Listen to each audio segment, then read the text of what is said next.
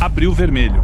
Assim é conhecida a jornada anual do MST, o Movimento dos Trabalhadores Rurais Sem Terra, em defesa da reforma agrária. Todo ano, no mês de abril, seus manifestantes promovem uma série de invasões de terras pelo país inteiro para lembrar o massacre de Eldorado do Carajás, ocorrido em 17 de abril de 1996. Na ocasião, 21 manifestantes foram mortos num confronto com a polícia. Mas esse trágico encontro não foi o único. No momento em que a tensão no campo parece aumentar de novo, vale a pena a gente destrinchar um pouco essa história para responder algumas perguntas. Afinal, de onde vem o MST? Qual a sua identidade? Quem são seus líderes? Quem pode responder pelos seus atos? David Agape, jornalista investigativo, foi buscar essas respostas. E o que ele descobriu, a gente vai te contar agora no primeiro episódio da série Quinto Elementar. O MST é um movimento de morte. Ele é extremamente organizado e extremamente verticalizado. Eles se infiltraram na Igreja Católica.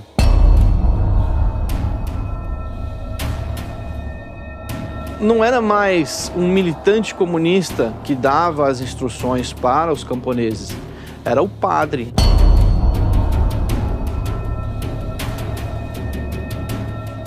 Então eles quebram, eles depredam, eles causam o terror. E é o pessoal do dinheiro que vai apoiar o MST. É o artista de Hollywood com a camisa do MST. Para eles, o MST é a favor dos negros, das lésbicas, dos travestis, das minorias. Mas na prática não é bem assim.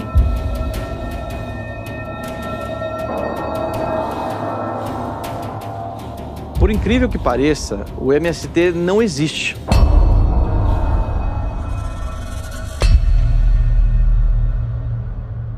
O problema da ocupação da terra no Brasil remonta ao período colonial. Essa é uma história que talvez ainda não tenha sido bem contada, mas o fato é que a divisão do território feita pela coroa portuguesa, na época, já deixou muita gente descontente. Poucos foram os privilegiados e muitos os excluídos. Não havia uma preocupação com a extensão das propriedades concedidas a uma única pessoa. O resultado é que os latifúndios já aparecem nesse Brasil que engatinhava, causando a revolta de muitos camponeses. De lá para cá, muita água passou debaixo da ponte. Não vamos aqui fazer uma análise histórica da luta pela terra, ainda mais porque muitos privilégios também foram criados durante a República Velha, e teremos outras oportunidades para mexer nesse vespeiro. Apesar dos avanços tecnológicos que transformaram completamente o agronegócio nos últimos anos, os erros do passado deixaram as suas marcas, e a reforma agrária é, sim, ainda uma pauta legítima, mas que, como veremos, foi completamente sequestrada por movimentos de esquerda. Durante o século XX, os marxistas, os comunistas tentaram insuflar os camponeses no Brasil, de diversas maneiras, para tentar fazer a sua tão sonhada revolução. No entanto, o Estado brasileiro sempre conseguiu destruir essas iniciativas porque elas eram muito dispersas. Os comunistas então perceberam que precisavam de algo que aglutinasse essas pessoas. Foi aí que entraram então as comunidades eclesiais de base. Eles se infiltraram na Igreja Católica. Então não era mais um militante comunista que dava as instruções para os camponeses. Era o padre, era o líder da paróquia, o líder religioso daquela pequena comunidade que servia como um instrumento de transmissão da mensagem para que esses camponeses fizessem parte de algo maior, algo mais coeso e algo que seguia todos os princípios do marxismo. E essas pessoas não percebiam que elas eram manipuladas, porque elas confiavam no padre, elas confiavam no líder daquela comunidade religiosa e acreditavam que aquilo tudo era para um bem maior, que era para ajudar a comunidade, ajudar os pobres. E no final das contas, elas acabavam seguindo a cartilha marxista sem perceber. Foi a fusão da ideologia marxista com a teologia da libertação que conseguiu canalizar o sentimento de injustiça dos camponeses. Simplificando, a teologia da libertação é uma leitura das Sagradas Escrituras a partir da perspectiva dos oprimidos, que condena o capitalismo, considerando um sistema anti-humano e anticristão que ganhou força na década de 1960. E foi a criação da CNBB, em 1952, que tornou possível o casamento entre a base conceitual da teologia da libertação com a ação prática das ligas camponesas. Em 1975, foi criada a Comissão Pastoral da Terra, um órgão da CNBB vinculado à Comissão Episcopal para o Serviço da Caridade, da Justiça e da Paz, que se configurou na principal organização por trás da criação do MST. Diversos clérigos abraçaram a teologia da libertação, definindo ideologicamente que o capitalismo, em hipótese alguma, traria justiça social para o campo. Assim, surgiu a possibilidade de fundar uma pastoral que atuasse como apoio aos camponeses e trabalhadores rurais nas áreas onde eles eram vítimas de injustiças. Seria uma pastoral de conflito. Por incrível que pareça, o MST não existe, pelo menos como entidade jurídica. Por esse motivo, o MST também precisa de organizações que fazem também a parte estratégica. E a principal delas é a Comissão Pastoral da Terra. Essa comissão ela se confunde com a própria instituição do MST e é ligada à CNBB da Igreja Católica. Então não existiria o MST sem a Teologia da Libertação e a Comissão Pastoral da Terra. Mas já em 1937, 2 anos antes do início da Segunda Guerra Mundial, foi fundado o Conselho Mundial de Igrejas, uma organização ecumênica em nível internacional que congrega igrejas protestantes. A criação do CMI se deu em um seminário realizado na Universidade de Oxford, Inglaterra, do qual participaram representantes da nata do establishment anglo-americano. Essa organização, que tem se envolvido em questões de justiça social e direitos humanos, incluindo a questão da reforma agrária, se tornou a mãe de diversas outras organizações mundo afora. No livro Máfia Verde, de Geraldo Luiz Lino, Silvia Palacios e Lorenzo Carrasco, vemos que o Conselho Mundial de Igrejas é integrado pela Igreja Anglicana, cujo chefe é o monarca da Grã-Bretanha, e outras igrejas protestantes. A Igreja Católica, apesar de não integrá-lo, envia representantes às suas reuniões. O Conselho e sua rede de ONGs associadas têm financiado ativamente o aparato internacional de direitos humanos e, igualmente, têm apoiado ativamente levantamentos separatistas, como o Exército Zapatista de Libertação Nacional em Chiapas, no México. O Conselho Mundial de Igrejas, que é ligado diretamente à coroa britânica, lá em 1937, foi o embrião disso tudo. Então, por mais que o protestantismo não tenha mais tanta conexão com o MST, ele também tem a sua participação nesse processo. E foi assim, com o apoio de uma parte da igreja contaminada pelo marxismo, que o MST ganhou corpo. Ainda hoje, no Brasil, muitos padres apoiam o movimento, apesar de toda a violência que ele promove.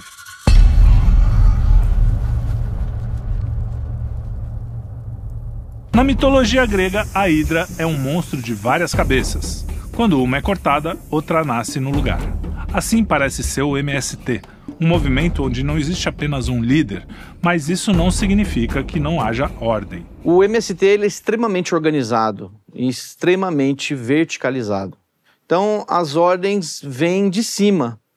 E quem está embaixo não sabe o que outros núcleos estão fazendo. Então são núcleos totalmente separados e independentes, como várias cabeças de uma hidra, e que se uma cabeça for cortada, as outras vão continuar funcionando. Até mesmo líderes do MST não têm total noção de como funciona toda essa máquina. Inclusive, esses líderes podem ser substituídos facilmente. Segundo João Pedro Stedley, um dos seus principais militantes, o MST segue alguns princípios organizativos. O primeiro é a direção coletiva. Para Stedley, o presidente de um movimento camponês só tem 2 caminhos: ou ele vai ser assassinado, ou vai ser um traidor. O segundo é a divisão de tarefas, que permite à organização crescer e trazer para dentro dela as aptidões pessoais. Por fim, temos a disciplina. Abre aspas. Se não houver um mínimo de disciplina pela qual as pessoas respeitem as decisões das instâncias, não se constrói uma organização. Isso é regra da democracia. Não é militarismo ou autoritarismo.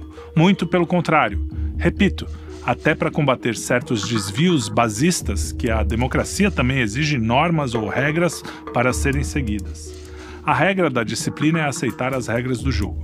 Se eu entro no movimento, mas não me submeto à sua organização interna, com certeza ele não vai para frente nunca. Fecha aspas.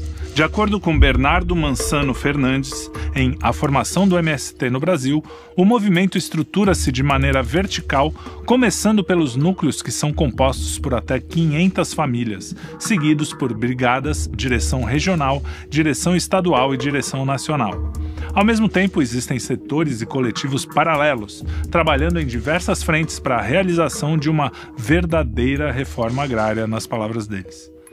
O Congresso Nacional, realizado a cada 5 anos, é a principal instância do movimento, embora sirva principalmente para ratificar diretivas e não para novas decisões. Os coordenadores e dirigentes nacionais são escolhidos no Encontro Nacional, realizado a cada 2 anos. A coordenação nacional, composta por aproximadamente 120 membros, é a instância operacional máxima do MST. No entanto, o MST evita a centralização de poder. Apesar de João Pedro Stedley ser um dos líderes públicos mais conhecidos, o movimento evita atribuir o título de principal dirigente a qualquer pessoa, adotando o princípio da direção colegiada, onde todos os dirigentes têm o mesmo nível de responsabilidade. Com a falta de um líder centralizado, o movimento consegue evitar responsabilidades diretas e permanecer à margem da lei. A hidra do MST não tem nada de mítica, mas, mesmo sendo bem real, age como um fantasma. Para qualquer efeito, o MST não existe. Não tem registro legal, tornando mais difícil para as autoridades rastrear suas atividades e punir os seus crimes. A década de 90 ficou marcada pela ascensão de diversos movimentos camponeses no Brasil e no mundo. Foi o que aconteceu em Chiapas, no México, com a revolta dos zapatistas, que inclusive inspiraram o MST e são mais violentos do que os militantes do MST. Tem também a criação da Vila Campesina, que difundiu essas ideias internacionalistas pelo mundo todo. E nessa época também surgiu o MST. E o que eles perceberam? Que quanto mais violentos eles eram, mais atenção eles ganhavam da imprensa. Então a violência se tornou um método de difusão de suas ideias.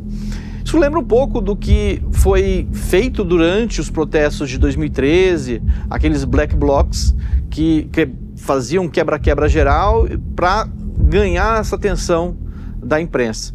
Em 9 de agosto de 1995, ocorreu o massacre de Corumbiara, em Rondônia. Em 14 de julho daquele ano, cerca de 2,3 mil sem-terras ocuparam a fazenda Santelina, em Corumbiara. A ocupação da fazenda Santelina foi um dos 440 conflitos por terra que ocorreram no Brasil em 1995 e um dos 15 que aconteceram em Rondônia daquele ano. Os dados são da Comissão Pastoral da Terra. Cerca de 194 policiais militares foram enviados ao local para tentar cumprir as ordens judiciais de desocupação do terreno. O conflito entre os policiais e os sem-terra deixou 12 mortos, sendo 9 assentados, 2 policiais militares e um homem não identificado que ficou conhecido como H05. Além das 12 mortes, a operação contabilizou 64 feridos, 53 assentados e 11 policiais. 355 pessoas foram detidas por resistência.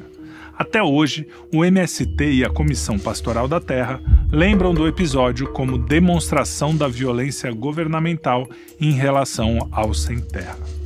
Em 16 de novembro de 1995, manifestantes do MST que se dirigiam à fazenda Macaxeira impediram a passagem de um comboio do Batalhão da Infantaria da Selva na rodovia PA-150. Para o MST, quando um militante morre, isso é bom. E eles até incentivam isso. Tem até uma notícia do Globo que mostra uma marcha de militantes do MST que, de repente, encontrou com o exército, um comboio do exército em uma estrada.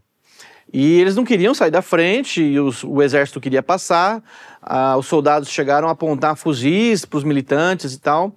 E aí, com os fuzis apontados para eles, eles saíram da frente. E aí o líder do movimento ficou muito bravo, dizendo, olha, vocês tinham que ter ficado lá, vocês não deveriam ter saído, porque se eles tivessem atirado nos militantes, seria bom pra gente, porque a gente ia ganhar a comoção geral. Então o MST é um movimento de morte, ele incentiva a morte como estratégia de difusão de ideias.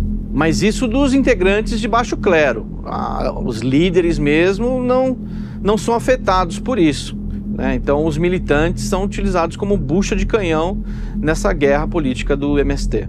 Provocar a guerra. Essa sempre foi a tática do movimento. Em 2001, integrantes do MST destruíram 2 hectares de soja transgênica em uma fazenda da empresa Monsanto no interior do Rio Grande do Sul.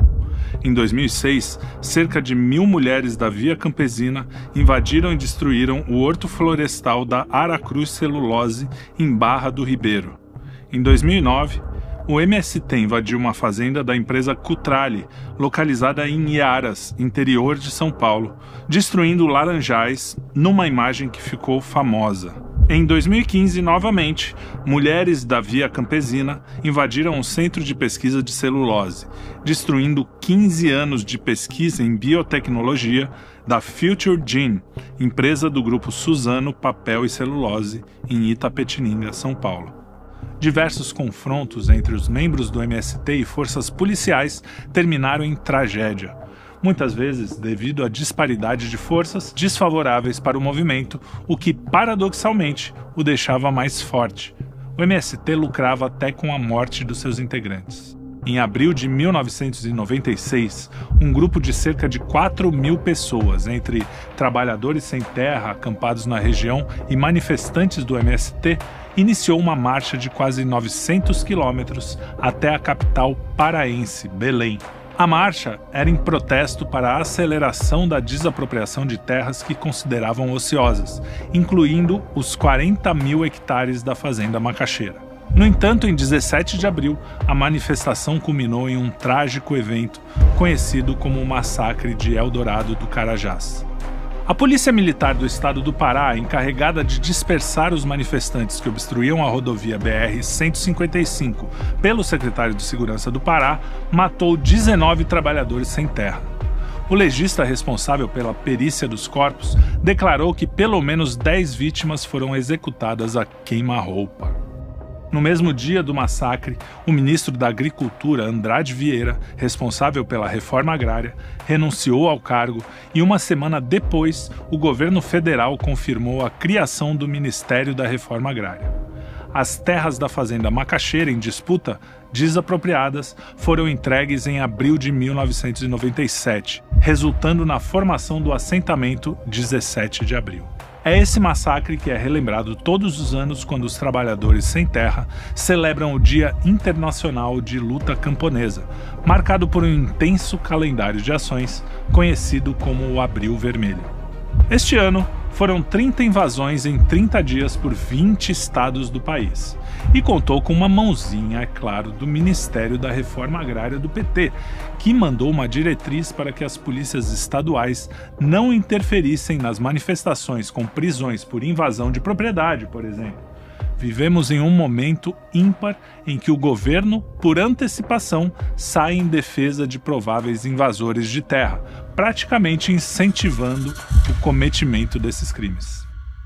O massacre de Eldorado do Carajás também é constantemente lembrado durante encenações nos acampamentos para a prática da mística da qual falaremos daqui a pouco. Em 25 de fevereiro de 1997, o jornal Estado de São Paulo publicou o editorial o MST gostaria de ver sangue. O MST se torna mais violento e intransigente à medida que a reforma agrária avança e o governo vai cumprindo as metas para o assentamento de famílias sem terra. Abre aspas.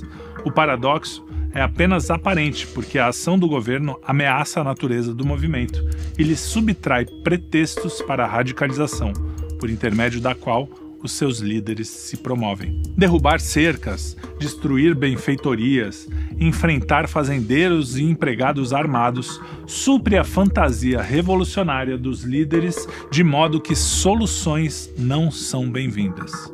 Fecha aspas. Um dos líderes mais conhecidos do MST é José Rainha Júnior. O José Rainha é uma figura mitológica dentro da história do MST. Ele é conhecido pela sua forma truculenta de agir contra as outras pessoas e ele já foi preso diversas vezes por assassinato e por extorsão, tanto dos fazendeiros quanto dos assentados. E qual que era a estratégia dele? Invadir essas terras e depois cobrar para devolver. Em 1996, Rainha foi a inspiração para o personagem Regino, um líder sem terra na novela Rei do Gado. De acordo com o autor da trama, Benedito Rui Barbosa, o líder sem terra representava o arquétipo do combatente rural na luta pela reforma agrária. O personagem foi fundamental para humanizar a figura do sem terra diante das acusações de violência no campo. Coincidentemente, ou não, a novela foi exibida depois da condenação de Rainha por assassinato e um ano antes do julgamento em segunda instância que o inocentou. A percepção pública sobre o MST sempre foi muito negativa. Mas isso mudou após a novela O Rei do Gado. O José Rainha foi a inspiração para alguns dos personagens utilizados na novela e isso mudou muito a cabeça da população. José Rainha Júnior está presente em mais de 40 processos judiciais no estado de São Paulo, envolvendo conflitos de terras, atos de violência e crimes que vão desde formação de quadrilha até extorsão. O José Rainha, como eu disse, ele é muito agressivo. Tão agressivo que ele foi expulso pelo próprio MST. E aí ele fundou a sua própria organização, que é a FNL, que domina a região de Paranapanema, entre o Paraná e São Paulo. O primeiro caso notório envolvendo Rainha remonta a 1989, quando foi acusado de matar um fazendeiro e um policial em Pedro Canário, Espírito Santo, durante um conflito agrário. O caso, tratado como uma emboscada, rendeu a ele uma condenação inicial de mais de 26 anos de prisão. Na década de 90, em uma das prisões do José Rainha, a esposa dele, de Olinda, fez um tour pela Europa para apelar pela liberdade do marido dela. E se encontrou com diversos monarcas, presidentes, autoridades, sempre com a narrativa de que o José Rainha era um perseguido político. Na verdade, ele estava preso por assassinato.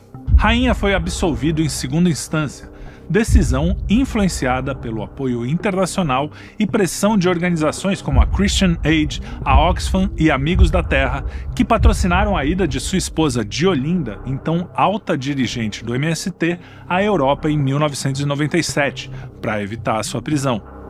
Na França, de Olinda foi recebida por Danielle Mitterrand, a primeira-dama de então.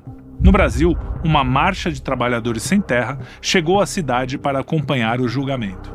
Lideranças petistas, entre elas Luiz Inácio Lula da Silva, estiveram na cidade e defenderam a absolvição de Rainha. Lula disse à época, abre aspas, "Minha solidariedade é mais do que política, é de irmão para irmão, de companheiro para companheiro. Esse julgamento tem forte componente político", fecha aspas. Em 17 de novembro de 1995, de Olinda e Zé Rainha foram presos, acusados de formação de quadrilha e receptação de armas. Quando foram libertados, a notícia foi comemorada por várias personalidades influentes, incluindo o cardeal arcebispo de São Paulo, Dom Paulo Evaristo Arnes, e o dominicano Frei Beto, que no dia da decisão do juiz visitaram o casal. Abre aspas. é a vitória da causa da reforma agrária, sem a qual nenhum dos outros problemas graves serão solucionados no país, disse o cardeal. Poucos meses depois da sua absolvição no caso de assassinato, em 1998, rainha e esposa foram agraciados com uma concessão de uso da terra. O título foi entregue pessoalmente pelo então governador paulista Mário Covas, do PSDB, que desde a posse no cargo não conseguiu de rainha mais do que 6 meses de trégua nas invasões de fazendas na região do Pontal do Paranapanema. E o José Rainha foi preso mais uma vez nesses últimos anos e novamente por extorquir fazendeiros. E novamente ele recebeu apoio de várias personalidades e famosos. E um fato interessante é que o José Rainha ele não é um sem terra, ele é um com terra, porque ele já recebeu terras do governador de São Paulo, mas mesmo assim ele continua fazendo invasões. Ele nunca está satisfeito e ele sempre vai querer mais.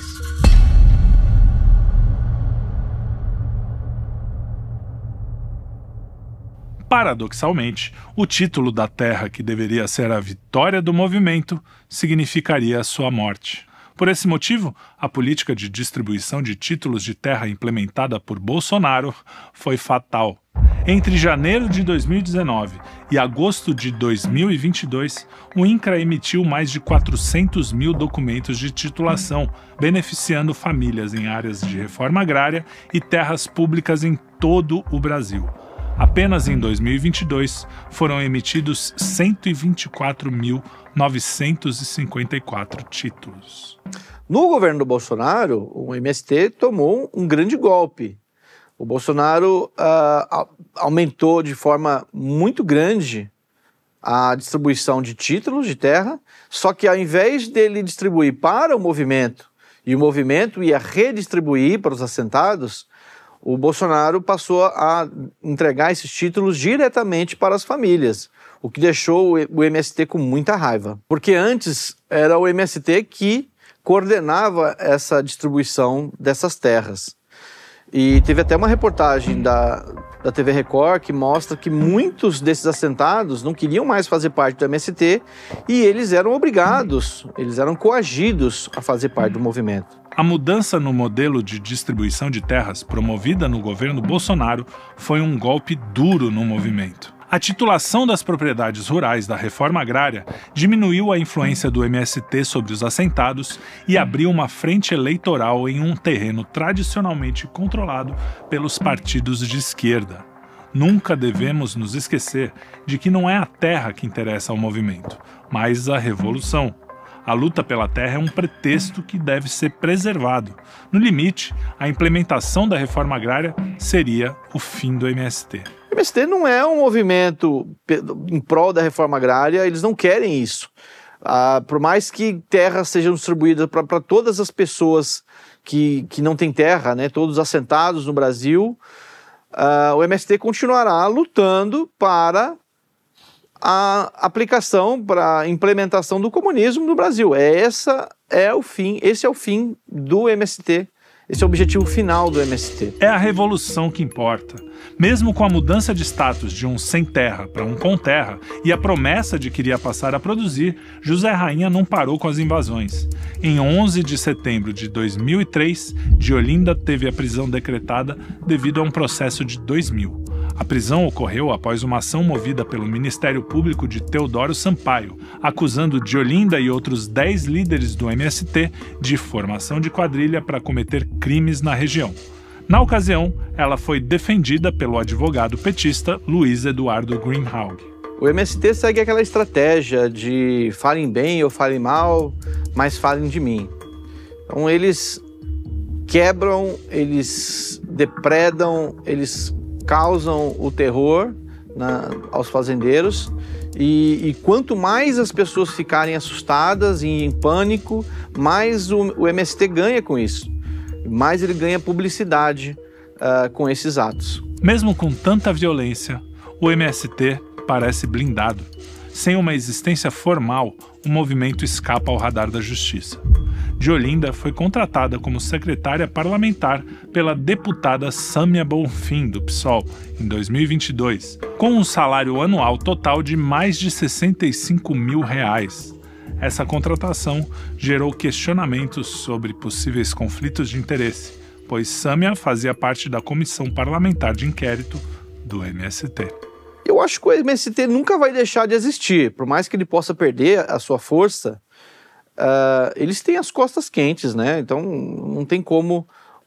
Teve, por exemplo, vou dar um exemplo. Houve uma invasão no Congresso no 8 de janeiro, com vários velhinhos que foram lá e muitos até cometeram atos de vandalismo. Foram presos e condenados com penas altíssimas, 17 anos de prisão. O MST já fez isso em diversas ocasiões. A invasão mais violenta da história do Congresso foi feita pelo MLST, que é uma dissidência do movimento, mas na realidade é quase a mesma coisa. Eles invadiram, eles quebraram tudo.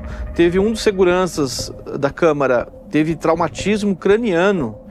Foi feio o negócio. Tacaram fogo em veículo e não deu nada. Ninguém foi preso, ninguém foi obrigado a ressarcir os cofres públicos, porque teve muito prejuízo. O MST fez atos absurdos em toda a sua história, como eu disse, inclusive assassinatos, e ele segue impune até hoje. Pois é, o Brasil é o paraíso dos contraventores, dos narcotraficantes e desses movimentos como o do MST. Nada acontece com esses criminosos, mesmo que alguns dos seus líderes eventualmente sejam presos. Enquanto o movimento conseguir costurar as suas relações políticas, continuarão apelando para a violência e causando o terror no país. As autoridades conseguem enquadrar uma cabeleireira munida de um batom numa trama que supostamente visava derrubar o Estado democrático de direito, mas são incapazes de estabelecer as conexões entre os crimes cometidos pelos integrantes do MST e o movimento em si. Pichou a estátua? Golpe de Estado. Assassinou, extorquiu, roubou, pilhou, assediou, em conjunto com companheiros. É só um crime comum.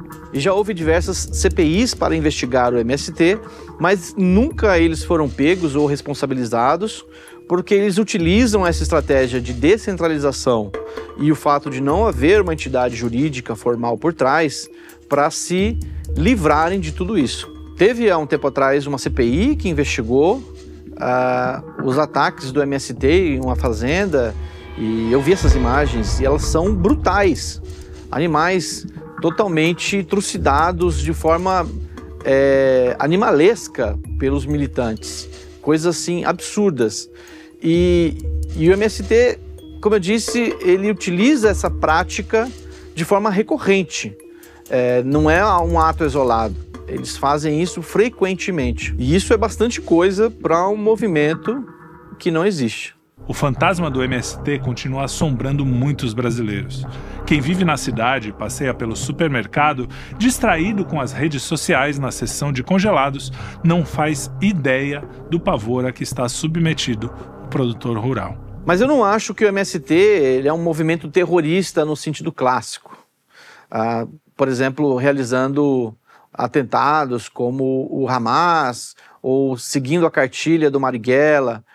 Mas eu percebo que o MST pratica atos de terrorismo, de certa forma, contra os fazendeiros.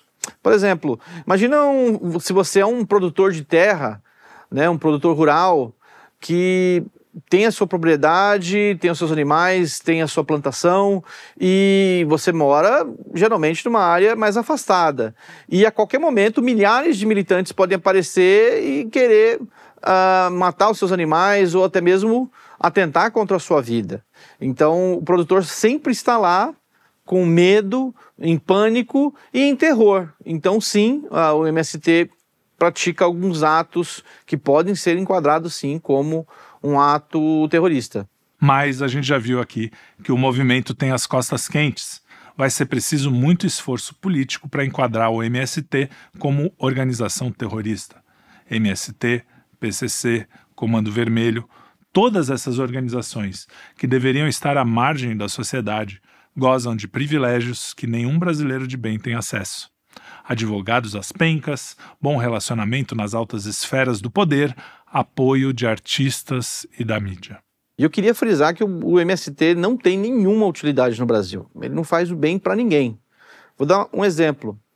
Muitas vezes dizem que o MST faz atos de caridade, ajuda pessoas, faz doações, né? Por exemplo, quando foram feitas doações para as pessoas no Rio Grande do Sul, né? Que até caminhões foram barrados na estrada, mas não foi o MST que fez essas doações. Foram cooperativas de produtores que são ligadas ao MST de alguma forma, mas que muitas vezes são forçadas a isso. Então, quando se diz, olha, o MST está ajudando pessoas, não, o MST não ajuda, porque ele na realidade ele não existe. Como eu tinha dito antes, o MST não existe como entidade jurídica, ele não é uma organização que tenha algum CNPJ por trás. Então, são cooperativas que fazem essas doações e não é o MST. E se a gente parar para pensar, então o MST não passa de uma marca de grife que é utilizada para militância política. Mas o que está por trás de tanta violência?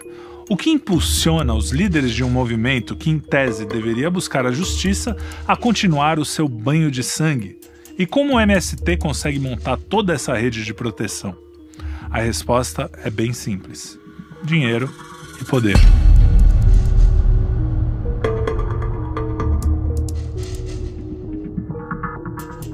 Embora o MST não tenha um CNPJ, ele não tenha uma entidade jurídica por trás, ele movimenta milhões, por incrível que pareça. E esse recurso vem principalmente da Europa, de organizações europeias, como a Pão para o Mundo, da Alemanha, e diversas outras organizações que despejam recurso nas entidades e organizações laranjas, digamos assim, do MST. Aqui entra a máquina de desestabilização social que a gente vem falando há algum tempo. É o mesmo mecanismo utilizado pela USAID durante as últimas décadas. O dinheiro sai de países desenvolvidos com uma justificativa nobre de promover justiça social, igualdade, tantas quantas forem as bandeiras que possam servir aos seus interesses. E aqui cabe uma pergunta: qual seria o interesse da coroa britânica ou organizações globalistas, que, como vimos, já financiaram o movimento, em promover a cartilha marxista do MST? Ora, é justamente isso que a gente vem alertando aqui no Quinto Elemento. O mundo não funciona mais no eixo capitalismo-comunismo, mas esse atrito é extremamente útil àqueles que, sob o pretexto de promover a igualdade, instauram o caos nos países em desenvolvimento. É no caos que eles lucram. De invasão em invasão, de incerteza em incerteza, o Brasil não conseguiu ainda tomar posse das suas riquezas. Não conseguimos nos desenvolver, explorar o nosso potencial. Enquanto isso, empresas campeãs nacionais ou gigantes estrangeiras, incentivadas por governos corruptos, vão abocanhando uma fatia cada vez maior do território e da soberania do nosso país. E aí que a mágica acontece. O dinheiro investido pelas organizações internacionais começa a fazer o seu caminho de volta. O MST começa a extorquir os próprios membros para atender aos interesses dos seus patrocinadores estrangeiros. Isso não é novidade, isso não é de hoje. Inclusive o MST pega recursos, ele recolhe recursos entre os próprios assentados, que pagam uma mesada, e em muitos casos os assentados são coagidos a fazerem essas doações. E, como eu disse antes, sobre o José Rainha, muitos líderes do MST foram condenados por extorquir os assentados. Além da extorsão dos próprios membros, o MST ainda gruda os seus tentáculos na máquina pública. O MST também recebe dinheiro do governo, através dessas cooperativas que nós falamos anteriormente, e da venda de arroz orgânico para o governo. Qual que é o pulo do gato? O governo Lula instituiu uma lei de que as escolas deveriam comprar e deveriam distribuir para os alunos arroz orgânico, porque seria mais saudável e tal. E quem que é o maior produtor de arroz orgânico no Brasil? As organizações, as cooperativas ligadas ao MST. Inclusive o próprio Fernando Haddad, quando ele era prefeito de São Paulo, ele também instituiu uma lei para essa compra de arroz orgânico. Mesmo que esse arroz orgânico não consiga abastecer nem a própria cidade de São Paulo, ele é vendido a um preço muito mais alto, pelo fato de ser orgânico, e esse recurso, esses milhões em recursos, acabam abastecendo os cofres do MST. Mas estamos na era do endeusamento do livre mercado. Só que livre mercado, que os liberais insistem em enxergar como um ente dotado da pureza que o homem não consegue ter, também trabalha para o MST, através das cooperativas de produtores ligados ao movimento. E o MST tem hoje uma nova fonte de renda. Recentemente, ele entrou no mercado financeiro por intermédio do ex-banqueiro Eduardo Moreira, criador do Instituto Conhecimento Liberta, o ICL. E ele tem feito isso através da venda de títulos do agronegócio. Então, como que funciona? O MST vende esses títulos e conforme eles vão plantando e colhendo e vendendo os seus produtos, eles depois devolvem esses recursos com pequenos juros. É claro que isso não é ilegal, não é algo errado ou ilegal eles fazerem isso, mas é importante também a gente descrever esse processo de como que isso é feito. E é claro que onde está o dinheiro, também estão os seus idólatras. Correndo atrás do dinheiro, os homens vão se organizando numa estrutura diabólica. O MST tem ligação com diversos partidos políticos de esquerda no Brasil. PDT, PSB, PT, mas o principal deles é o PSOL. Embora o MST seja independente dos partidos políticos na sua elaboração de estratégias, eu vejo que quem manda é quem paga a conta. E quem paga a conta? São as grandes organizações internacionais, como a própria Igreja Anglicana e outras organizações britânicas. Vocês lembram da história que eu contei da Diolinda viajando para a Europa? Quem financiou a viagem da Diolinda, esse tour da Diolinda pelo mundo, foi a própria Igreja Anglicana, segundo o jornalista Lourenço Carrasco, que escreveu o livro Máfia Verde. Qual seria o interesse da coroa britânica em estimular esse conflito rural no Brasil e em outros países? Eu não vejo eles como bonzinhos. Qual é o interesse? Eu acho que o principal é barrar o desenvolvimento de países de terceiro mundo e defender a hegemonia britânica. Inclusive o Eduardo Moreira, aquele que eu falei que foi responsável por colocar o MST no mercado financeiro, tem profundas conexões com a coroa britânica e ele foi agraciado com um título pela Rainha Elizabeth. Mas vem cá, o que aconteceu com a luta de classes? Onde foi parar a retórica revolucionária do movimento? E se ainda existe, como consegue persistir no mundo das redes sociais e do livre mercado? A gente viu uma transformação do discurso da esquerda que muitos acreditam ter origem na escola de Frankfurt. A luta entre opressores e oprimidos continuou, mas saíram de cena industriais e operários para dar lugar a brancos e negros, homens e mulheres, heterossexuais e homossexuais, bonecas reborn, pessoas de verdade, assim vai, né? O MST vem de uma linha marxista mais old school, mas ele precisou se reinventar nos últimos anos. Primeiro com a pauta verde, com essa questão do arroz orgânico, que eu falei para vocês. E aí, na sequência, ele foi para pautas mais identitárias, a pauta woke. Tudo isso para atrair o público urbano para a sua causa. Onde quer que fosse encontrada na sociedade uma célula de tensão, ali seria terreno fértil para as sementes da revolução.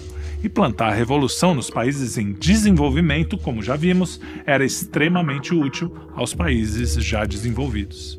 Assim, o grande capital começou a financiar os seus antigos críticos, que agora, ao levantarem as novas bandeiras da luta contra a opressão, cumpriam o papel de manter a pirâmide social em pé, aumentando-lhe a base de sustentação.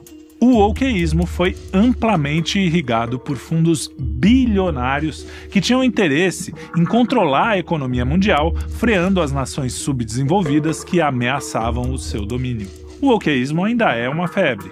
Ele começou a ser incentivado nas universidades americanas e se espalhou pelas instituições da sociedade, chegando até mesmo, ora vejam, a corromper a mesma ala da Igreja Católica que deu credibilidade ao MST. O marxismo funcionou como um fio condutor de porcaria. A retórica da luta entre opressores e oprimidos parece ser persuasiva o suficiente para impedir que as pessoas pensem. E é o pessoal do dinheiro que vai apoiar o MST.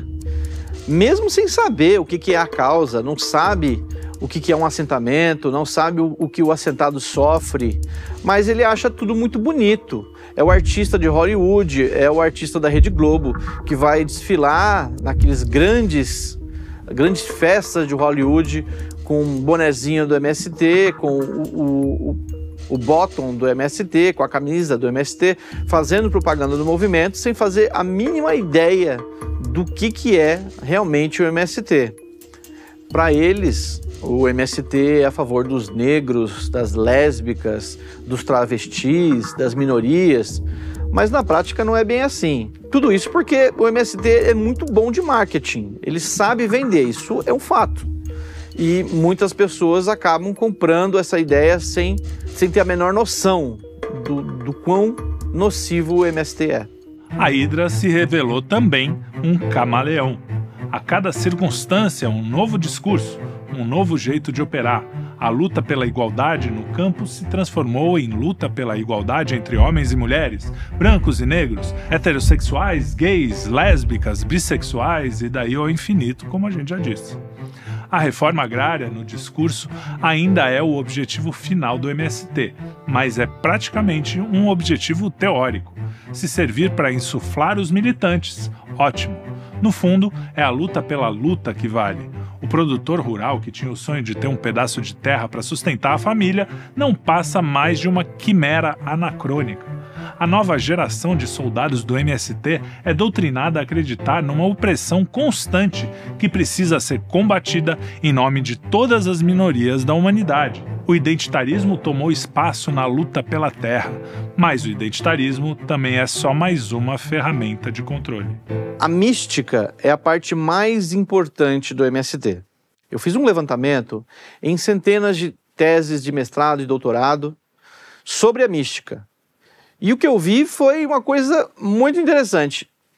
Não havia nenhuma crítica à mística. É sempre elogiando, é sempre exaltando a mística como uma coisa incrível. E o mais legal é que nenhum deles dizia o que de fato é a mística, porque isso é proposital.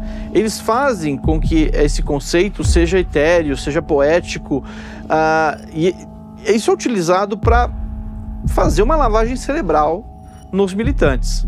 Mas então o que é a mística? É a junção da teologia da libertação com o marxismo.